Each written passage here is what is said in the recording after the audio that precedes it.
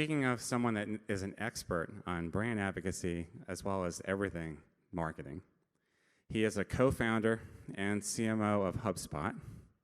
He is now the CEO of Lola.com, one of the fastest growing business travel service firms in the country. And he's going to be speaking about don't play tennis with a football, aligning your demand gen method to your go-to-market strategy. Ladies and gentlemen, Mike Volpe.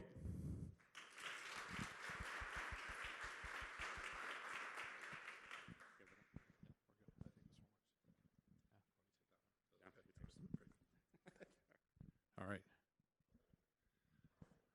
I'm pumped to be here. This new casino is pretty cool, huh? Beautiful.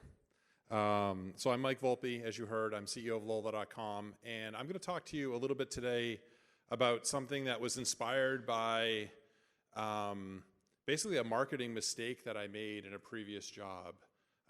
It was at a company called Cybereason, a cybersecurity company, and we sold big enterprise deals that were $300,000 to $3 million per year annual contract value. And I came in as CMO. I was there for a little over 2 years. And my first 2 or 3 months, I walked into a situation where sales and marketing weren't aligned. They weren't working well together. Their marketing was doing sort of a little bit of, a few events here and there. There wasn't like a big focus on alignment with sales, and there wasn't a big focus on lead generation. And I looked at that and said, okay, I can fix that. That's like my bread and butter. And so built a much better relationship with sales, took lead gen up about 20x in terms of volume of lead generation, did a better job of getting everything into the CRM and just like a much smoother process. Basically sort of like textbook kind of run-of-the-mill B2B kind of like mid-market centric marketing. And the interesting thing was there was definitely some positive benefits of that, but the pipeline didn't build nearly as fast as I would expect it should have. And so I took a step back. I talked to a bunch of people in sales. I looked at a bunch of reports, talked to a couple customers, listened in on some sales meetings, and I realized that we had sort of misaligned what was actually happening in the field and in sales deals with what our demand generation machinery was. And so we went back to the drawing board. We kept good metrics and good systems and good alignment with sales, but changed a lot of the day-to-day demand generation tactics. And so that's what this sort of is inspired by.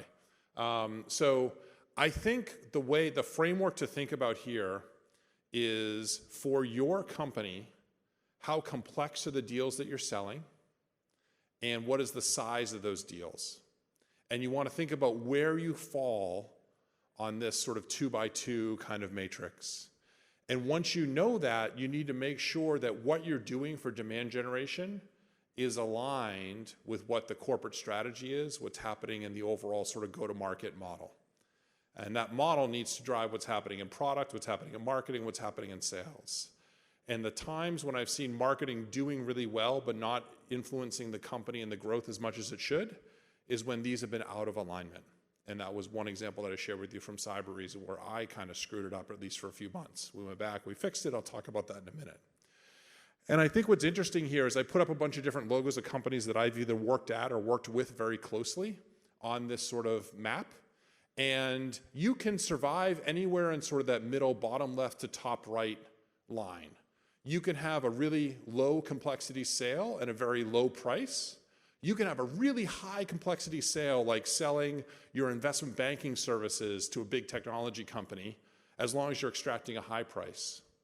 I worry a little bit. I think there are examples of companies that pull off the top left and the bottom right corners well, but it's a really limited set. I think the only time you're selling a high volume deal that's not very complex is when you're selling some sort of commodity. I think there's a couple companies like AWS and Twilio where you could argue maybe those are more complex, but maybe a little bit lower on the complexity side, but are really big deals. But I think it's hard to survive in that region, and I think it's hard to survive in the top left. So I think for most companies, most growth companies, you need to figure out where on that map you are and make sure that your demand generation is aligned with your go-to-market model. And in any of these places, there's different things you can do in demand generation to be effective. So let's talk about a couple of these. So Privy is a company that I've invested in a long time ago. I've been sort of a coach for the CEO for a really long time. and I'm on the board of directors now.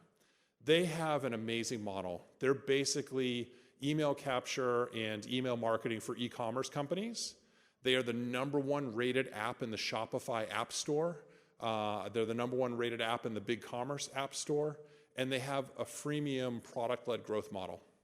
So up until about 9 or 12 months ago, they didn't have a single sales rep, and they were growing revenue more than 100% a year at a very, very low cost of customer acquisition and good customer lifetime value, but low prices. So you were either free or $50 or $80 a month. Now, their growth strategy from there is to bring in a sales team and start to sell a little bit bigger deals, $300, $400, $500 a month. They're changing pricing, they're adding some new products and sort of slowly drifting up in that direction. But they have a relatively not complex sales process because people just find them in the Shopify or BigCommerce app stores typically. They get people to use the product for free and trip a couple tripwires and then start paying them some money. So very low price, very low average customer volume, but they have 100,000 plus paying customers and many hundreds of thousands of free customers. So that's one model that works. The other model that works is in the other end of the spectrum is my first job was at an investment bank. And we would spend days, if not a full week, preparing a pitch deck for one customer. I would dig through Excel and do a bunch of custom analysis for one customer. And this is one prospect, so one potential customer. So they weren't paying us anything yet. We would produce, full color, 80-page analyses, pitch books, practice for the meeting, fly multiple people out to the meeting the night before to make sure you weren't late for the meeting, stay in the hotel. The cost of producing that one pitch to a potential customer was something around $10,000 to $25,000 when you wrap in all the time that people spent on it, all the travel and everything else for one potential customer. Now, those deals netted the investment bank from $5 to $50 million. So it was worth it, but it was the complete opposite end of the spectrum. And a good senior person at one of those banks might do 5 to 10 deals a year. Maybe in a crazy economy you would do more, but if you were doing 6 or 7 decent-sized deals a year, you were crushing it and you were hitting all of your metrics. That's crazy. It's the other end of the spectrum from Privy, right? And so for demand generation, there's 2 very different models that we need to use of those 2 different companies, right? The demand generation in the investment banking world is basically figure out how do you just get your key senior folks, your key managing directors, in front of CFOs and CEOs of the right companies that you want to target. It's like ABM to the extreme. You're looking to do a one-on-one lunch for whatever price with the right person. They do some events where one of the big techniques that a lot of these banks do now is they'll run a conference for their industry and invite all the CEOs and CFOs of newer companies in the industry to come and talk and give short presentations. And they do that as like a relationship building thing. But there's no Google ads for like hire our investment bank to do your next M&A transaction or to take you public, right? There's no, sending of swag to 1,000 people using some sort of automated platform and hoping that they're going to fill out your personalized landing page. There's no like deutschebank.com/Lola CEO of like, oh, hey, I sent you a postcard with that on it of like whatever, right? Like those are things that you don't even play with at sort of that end of the spectrum. On the other end of the spectrum, Privy doesn't do those things either because it's way too expensive. They can't afford to, mail people things in the mail for, physical goods or things like that. They are doing, maybe some paid ads, but most of the stuff they do would focus on is organic. They focus on getting great reviews in those app stores so they can rank higher.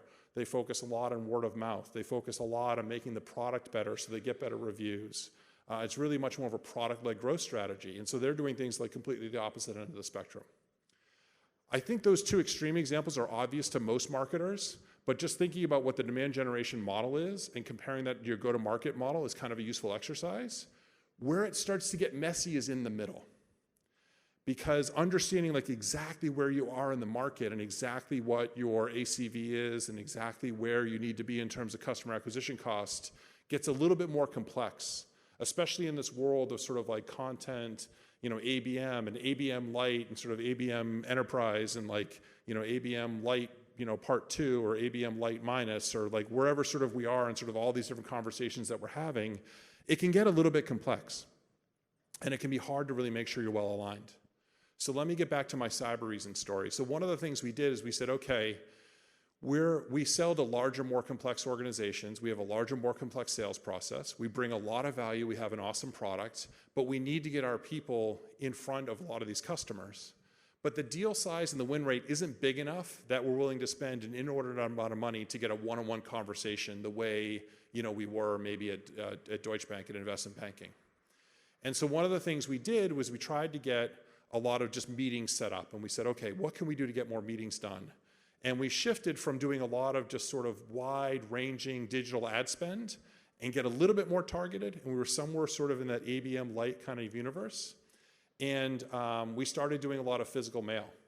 And this worked extraordinarily well. So we sent a Nerf gun because we sold to a lot of like security administrators, highly technical people that love to have Nerf gun battles in their office. And so we settled on a Nerf gun. We did a test of just buying like 100 of them from Amazon and then repackaging them in our office and shipping them out. We got a 13% conversion rate from cold leads that we just mailed a Nerf gun to people that were willing to do a 30-minute conversation and kind of a high-level demo overview in an online meeting. 13% conversion rate, $100 per item we shipped. So you can do the math on that. That for that world, when you're selling, many high six-figure or low seven-figure deals, that's a great conversion rate to get someone to sit down and actually talk to you about your product and say, tell me, how is your product different? How does it work better? Super valuable. So we went from that initial 100 Nerf gun test to contracting with a manufacturer in China to make custom Nerf guns with our logo on them, including custom packaging, like a box that we designed so we didn't have to repackage it. And we ended up shipping out thousands of these. We would give them away at some trade shows. There were sort of prizes that we used. And it ended up becoming sort of this mainstay that really aligned with the BDR team and working very closely with the BDR team, giving them scripts and calls and dates that they should call based on when the Nerf gun shipped, do an email and a call in advance and say, I sent you a package. It should be there Monday, maybe Tuesday at the latest. Love to talk to you. Follow up at the time that it was received. Follow up right afterwards. Really high, 12 to 15% conversion rate at a beating off of a closed list. A cold list. And I'll tell you one little story too about how this stuff sort of becomes interesting, which is the manufacturer in China was great to work with. We got lots of Nerf guns at very low cost that were custom to us, which is great. But they sort of didn't necessarily understand every little intricacy of like the whole supply chain. And so there was this giant pallet. For those of you who never worked in a warehouse, a pallet is like a unit of many boxes. It's this wooden thing, you stack them all on there, and they're all kind of wrapped up in like cardboard and saran wrap. And on the outside of it, they had to write what they were in order to ship them through, and they just wrote guns. I kid you not. You're like, really? Like, you're all laughing, like, huh? No, literally this happened. And so they wrote guns on there, and they got held up in customs. And of course, we have demand gen goals to hit for the quarter, right? And so it ends up that our VP of Demand Gen became very intimate with the entire customs process, knows everyone within customs, how to get items through. Finally, they opened them up and looked, and they're like, oh, yes, in fact, they are not real guns. We're like, we told you we're not shipping real guns from China to the US. Like, this is not something we're doing. We're a security company. We're anti, guns being used in bad ways. But then they looked at the packaging and said, oh, well, are these for kids? They haven't been certified by the blah, blah, blah organization to say they're safe for kids. And we're like, oh, no, it's corporate merchandise. It's not for children. They're not for sale on Target, or whatever. So we had like all these other hoops we had to jump through. So in any event, that was just sort of a funny kind of like random ABM story that all of us as marketers get dragged into these very odd things. So in any event, what we ended up doing there was very different than investment banking even though our deal size is maybe just, 5 times smaller, right? And then as you go down and down and down, the interesting thing that I've learned at Lola.com, so we sell corporate travel, is that our deal size is actually a little smaller than even Hubspot is, but it's a little bigger than Privy. We're doing a lot with content and a lot with inbound, but we're also doing a fair amount of like digital ads. We're starting to do some outreach. We're running our own event, and we're sort of figuring out like where we need to be.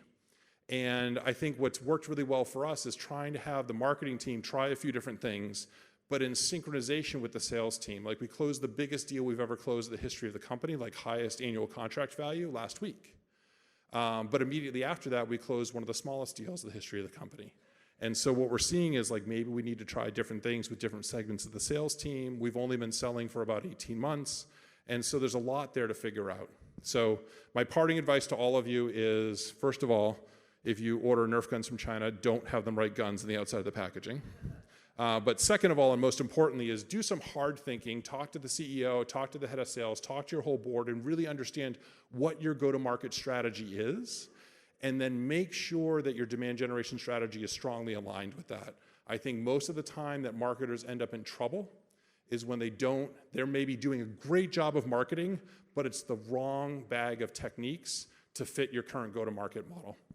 And as a sub point to that, as you're doing that, don't forget that the go-to-market model of the company can shift, right, and change over time. Make sure that as that shifts and changes, you're aware of that and understand how you in marketing need to shift and change the demand generation over time too. That's basically what we're going through at Lola, and it's sort of this dance between, product, sales, and marketing, and we need to keep all of them sort of in alignment. That's my new job now, is figuring that out and sort of helping them all to be in alignment. But don't forget, as marketers, your job is not to just be like, look up, be like, what's the go-to-market model? Great, and then forget about it and then do heads down. Constantly look up and understand what that go-to-market model is and how it's shifting and changing, and shift and change your marketing to make sure you're in alignment with it. Thank you.